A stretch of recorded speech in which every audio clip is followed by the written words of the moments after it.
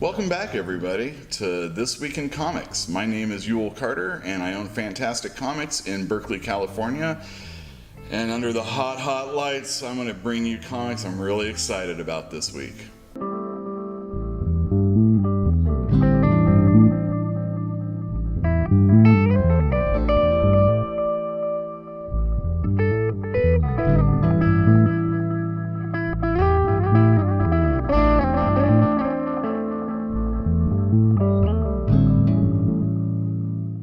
This week we take a look at Peter Parker, The Spectacular Spider-Man number 3, Secret Empire number 9, The Flash number 29, The New Teen Titans Volume 7, and The End of the World. Today's first offering is Peter Parker, The Spectacular Spider-Man number 3. It is published by Marvel Comics. It is drawn by Adam Kubert, and it is written by Chip Zdarsky. This comic is a return to roots as far as Spider-Man being a funny dude, kind of having some problems, having relationships with people like Johnny Storm. And the reason why I was really hooked after the second issue was there was this throwaway story that I really don't recommend reading, but there was a character that was introduced into it. And Zdarsky is bringing that character back, and anything that gives credence to something I wasn't a big fan of that I still own, I really enjoy. Those little things about Marvel Comics when they go back to them, that kind of stuff is really great. And this comic does that, and it's got great art by Adam Kubert. He's classic. I recommend it. Next we have Secret Empire number 9, also published by Marvel Comics. It's written by Nick Spencer, and this issue is drawn by Lionel Francis Yu of Secret Invasion fame. It's the penultimate issue. I cannot wait for this thing to be over. That doesn't mean I don't like it. I did like it. I have been enjoying it. It's just understanding that a summer blockbuster is usually going to not have too much to do with Marvel in the far future, since it is just kind of like a little piece in time. But as far as summer blockbusters go, I really enjoy it. This is the second to last issue. Of course, everything hinges on how well the last issue is, but I highly recommend this series. We've been selling it really well in the store, and it's a great Cap romp.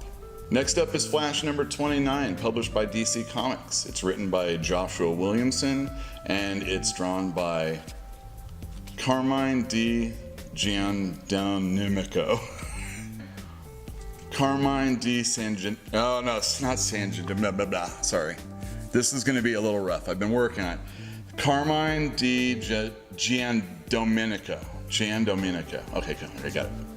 Giandomenico. Recently, the Flash defeated the Reverse Flash in the future and saved Iris Allen's life. Isn't that wonderful?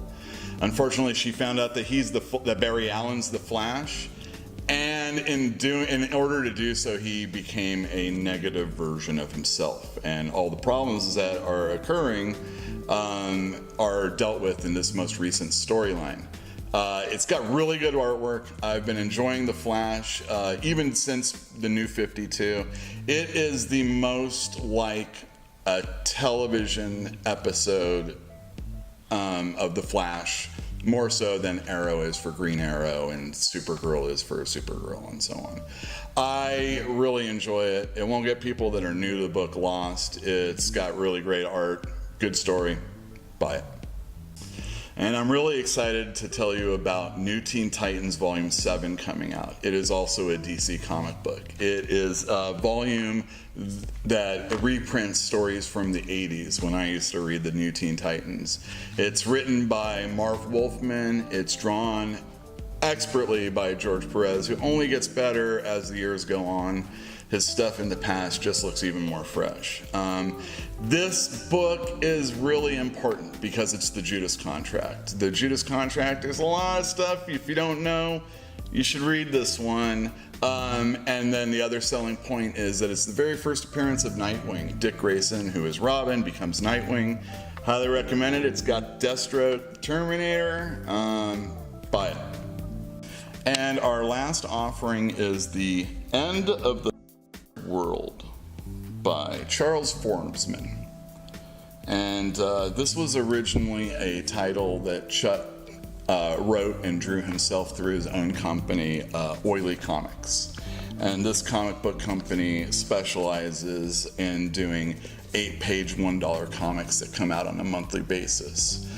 And this story tells a tale of disaffected youth, a male lead and his girlfriend who he takes on a travel with him. He is a serial killer in training, maybe budding, and it is a story that is all about a character who has a lack of empathy but is still trying to feel in any way he can. And I highly recommend it. It's got really good art. It tells a really clean story. It's violent. It cuts hard. I recommend it. I want to thank everybody for showing up. Come on in the comic store. Get these comics wherever you are. They're going to be great. I highly recommend them. I'm going to get them. You should too.